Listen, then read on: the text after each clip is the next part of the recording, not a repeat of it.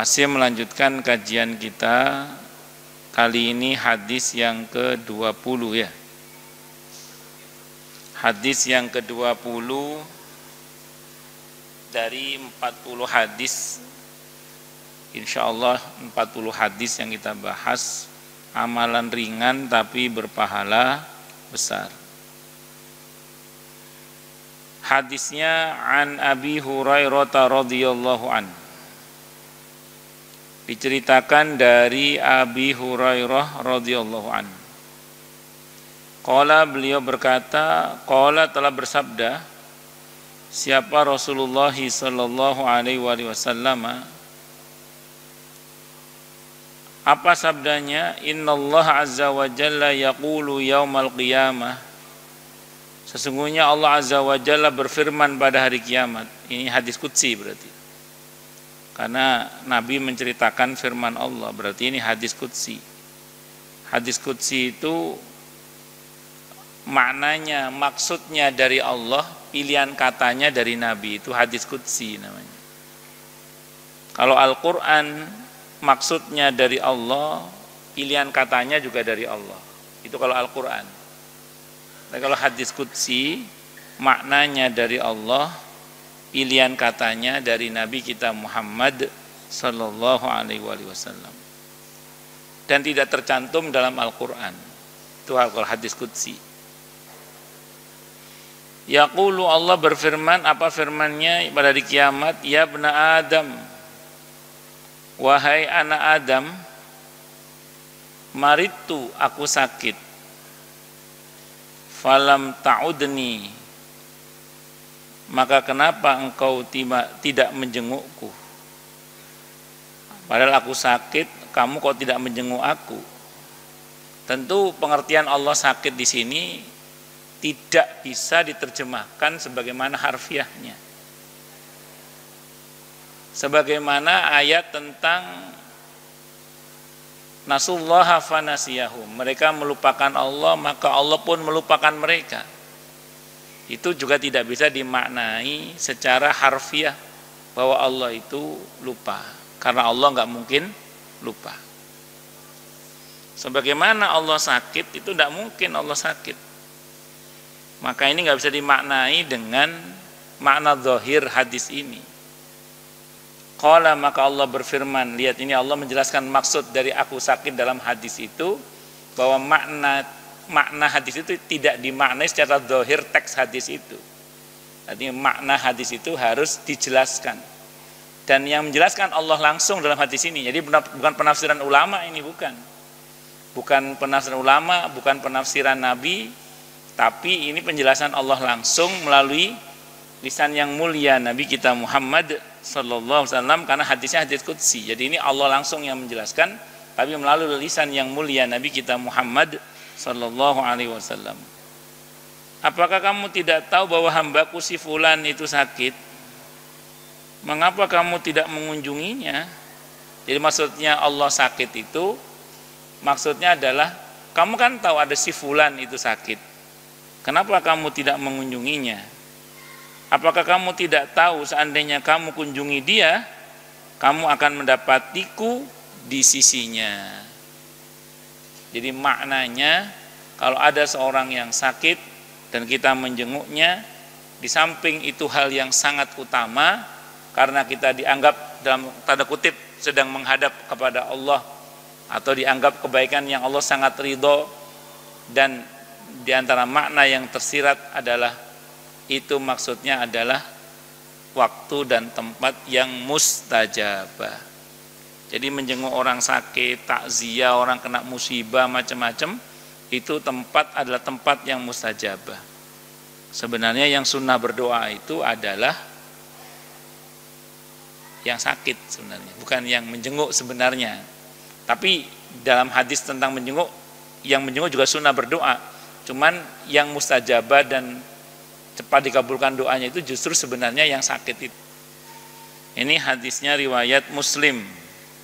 Hadisnya riwayat Ibnu Hibban, hadisnya sahih. Hadisnya riwayat Muslim, hadis nomor 6721. Kalau Ibnu Hibban hadis nomor 268. Hadisnya sahih. Yang pasti itu doa lah itu. Nah, kita doakan, karena kalau ada orang sakit kita bantu dengan mendoakannya, itu tanpa kita sadari kita sedang mendoakan diri kita sendiri. Dan di tempat-tempat di mana kita menjenguk orang yang sakit itu adalah tempat yang mustajabah. Tadi, ketika engkau mendapatinya sakit, sungguhnya engkau mendapatiku di sisinya. Hadis yang ke-21. Hadis yang ke-21. Qala Aliun, berkata siapa Sayyidina Ali bin Abi Thalib radhiyallahu an.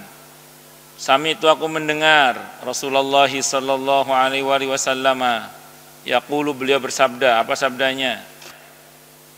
Ma min muslimin, tidak ada seorang muslim pun ya'udu yang menjenguk musliman saudaranya sesama Islam, udwatan dengan satu kali menjenguk, illa kecuali shalla, berdoa atau mendoakan alai atas orang itu, siapa sab'una 70 asab'una alfi malakin, 70.000 malaikat, hatta yumsiya, hingga sore, wa in adahu asyiyatan, dan jika dia menjenguknya di waktu pagi, illa shalla alaihi sab'una alfi malakin, kecuali akan mendoakan atas orang itu 70.000 malaikat, hatta yusbih, hingga subuh.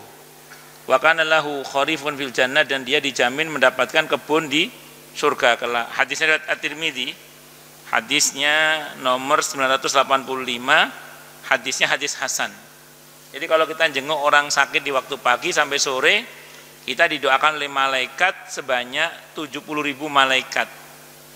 Terus kalau kita menjenguk di waktu sore sampai subuh, kita didoakan oleh malaikat. Jadi orang yang menjenguk orang yang sakit itu didoakan dirahmati, dimuliakan, diampuni. Yang mendoakan 70.000 malaikat. Hadis yang ke-22, hadisnya an Anas, dari Anas ibn Malik radhiyallahu anhu. Anna nabiyya, sungguhnya nabi kita Muhammad sallallahu alaihi wasallam. Terus maaf, perihal menjenguk orang yang sakit itu tidak hanya kepada muslim, termasuk kepada orang di luar Islam. Terutama yang muslim tadi, hadisnya tadi terutama yang muslim. Kepada orang di luar Islam pun kita dianjurkan untuk tetap menjenguk, karena dalam Islam itu kalau dalam masalah muamalah itu tidak dibatasi agama. Jadi kalau masalah muamalah tidak dibatasi dengan apa? Agama.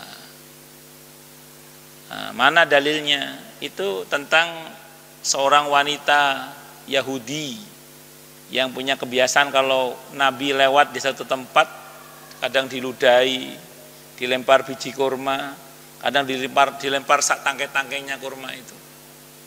Satu saat gak ada yang ngeludahi, gak ada yang ngelempari. Nabi ya nanya sama orang sekitar, yang biasa ngelempari saya mana? Yang biasa meludahi saya mana? Oh, si fulanah itu sakit ya Rasulullah. Rumahnya di mana? Orang yang selama ini saya sakiti malah yang pertama kali menjenguk saya, sementara yang lain teman-teman saya belum ada satupun yang menjenguk saya. Akhirnya masuk Islam, Masya Allah. Bahkan ada yang nanya kadang itu, boleh nggak Ustadz mendoakan orang di luar Islam yang sakit agar sembuh, itu boleh nggak?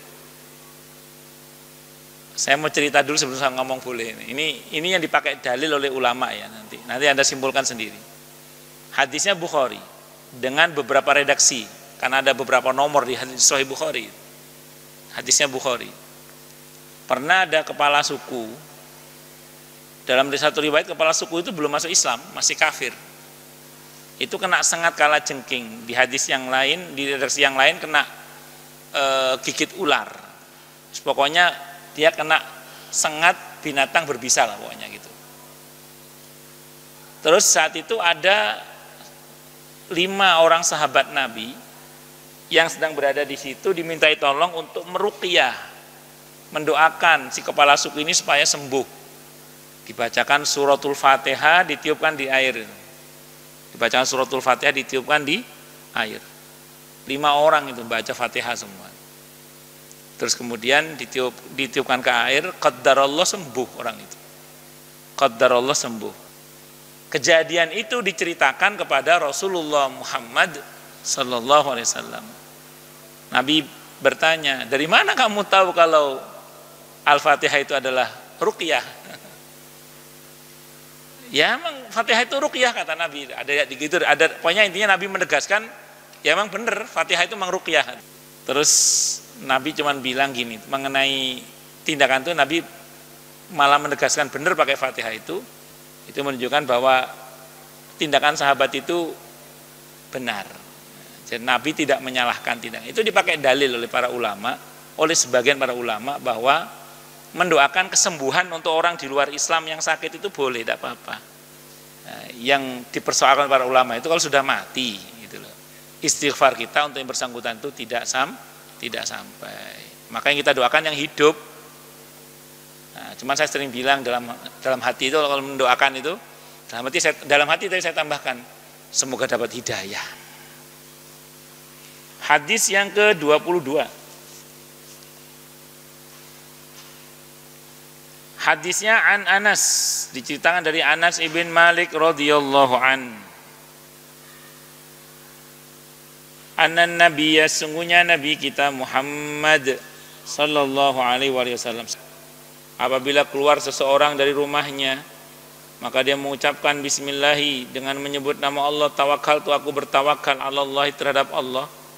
La haula wa la quwata illa billah, tidak ada daya dan tidak ada kekuatan kecuali dengan pertolongan Allah. Qala, maka berkata siapa Nabi kita Muhammad SAW, yuqalu, akan diucapkan hina idzin, ketika dia membaca doa itu. Apa ucapannya diucapkan pada orang itu? Hudita, kamu telah diberi petunjuk. Wa kufita, dan kamu telah dicukupi. Wa wuqita, dan kamu telah dilindungi. Maka fatanah halahu syayatin, maka setan pun lari, menjauh, ya, menjauh darinya. Fayaqulu, maka berkata lahu kepadanya siapa? Setan, akhara yang lain, kaifa laka birajulin qad hudiya wa kufiya wa uqiya, katanya. Bagaimana engkau akan menggoda seseorang yang telah mendapat petunjuk, terus kecukupan dan penjagaan dari Allah Subhanahu wa taala. Jadi jangan remehkan doa bismillahi tawakkaltu 'alallah la haula wala quwata illa billah. Kalau enggak hafal doa safar kemarin rahasianya, tipnya, ya Allah, hamba mohon kepadamu semua kebaikan yang dimohonkan Nabi Muhammad sallallahu alaihi wasallam dalam safar. Dan hamba berlindung kepadamu ya Allah dari semua keburukan yang Nabi Muhammad SAW berlindung darinya saat safar. Itu tidak apa-apa. Kalau kita tidak hafal atau lagi nggak bawa catatan, begitu doanya boleh, tidak apa-apa. Berikutnya hadis yang ke-23. Hadis yang ke-23, hadisnya an Abi Hurairah radhiyallahu an. Diceritakan dari Abi Hurairah radhiyallahu anhu. Qala, beliau berkata, qala, telah bersabda siapa? An-Nabi, Nabi kita Muhammad sallallahu alaihi wasallam. Jadi ada seekor anjing yang sedang berputar-putar dekat sebuah sumur. Kada yaqtuluhu al-'atash, hampir-hampir dia mati gara-gara kehausan.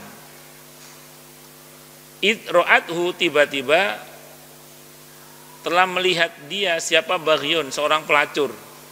Min baghaya Bani Israel, dari wanita pelacur dari kalangan Bani Israel. Maka dia fanazaat, wanita itu mencopot mukoha, sepatunya, sepatu bootnya itu.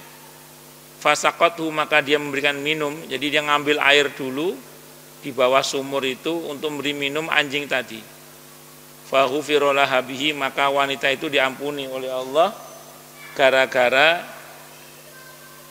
gara-gara dia memberi minum anjing tadi itu. Ini hadis riwayat Bukhari, Muslim, hadisnya sahih. Pemahaman hadis ini, wong anjing yang disayangi oleh seorang pelacur saja, pelacur itu bisa diampuni oleh Allah, apalagi kalau yang kita sayang itu manusia. Jadi sayang kepada makhluk yang namanya binatang. Bahkan binatang itu namanya apa? anjing. Itu saja menyebabkan turunnya ampunan Allah. Apalagi yang kita sayang itu makhluk yang dimuliakan oleh Allah, yaitu manusia. Maka kalau kita ingin disayang oleh Allah, sayangi sesama walaupun itu binatang. Nah, jadi dibalik kasih sayang kepada sesama itu akan mengundang kasih sayang dari Allah. Ngaten nggih? Itu termasuk ikramul muslimin, memuliakan kaum muslimin. Nah, ini panitia iktikaf ini kalau melayani dengan penuh ikram muslimin ini masya Allah, ini mengundang kasih sayang dari Allah. Ikramul muslimin, menyayangi sesama muslim, bahkan binatang pun itu bisa mendatangkan kasih sayang dari Allah. Nah, dalam Islam ada rumus, man lam yarham lam yurham. Yang tidak punya rasa kasih sayang tidak disayang. Irhamu mang fil ard yarhamkum mang fis sama. Sayang yang di bumi, yang di langit akan menyayangi. Al-Imam An-Nawawi rahimahullah ketika menjelaskan firman Allah di surah Ali Imran ayat 159, apa kata Allah? Fabima rahmatim minallahi lintalahum.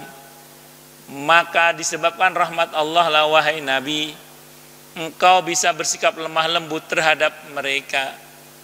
Kata Imam Nawawi, di antara tanda kalau seseorang itu dirahmati oleh Allah, maka di dalam hati orang itu akan diberi rasa kasih sayang dan kelemah lembutan. Berarti semakin di dalam dada kita penuh dengan kasih sayang dan kelemah lembutan, semakin itu pertanda kalau kita disayang oleh Allah Subhanahu wa ta'ala. Itu kata Imam Nawawi. Dan ini selaras dengan firman Allah, di surah Maryam. Surah Maryam, surah ke-19 ayat 96. Allah berfirman, innal ladzina amanu wa amilus salihati sayaj'alu lahumur rahmanu wudda. Sesungguhnya orang-orang yang telah beriman dan beramal soleh dengan baik dan benar, maka Allah yang Maha Rahman akan meletakkan dalam hatinya rasa cinta dan kasih sayang. Wudda. Hadis yang ke-23, insyaallah besok kita bahas hadis yang ke-24. Monggo silakan yang mau tanya, protes, marah boleh silakan.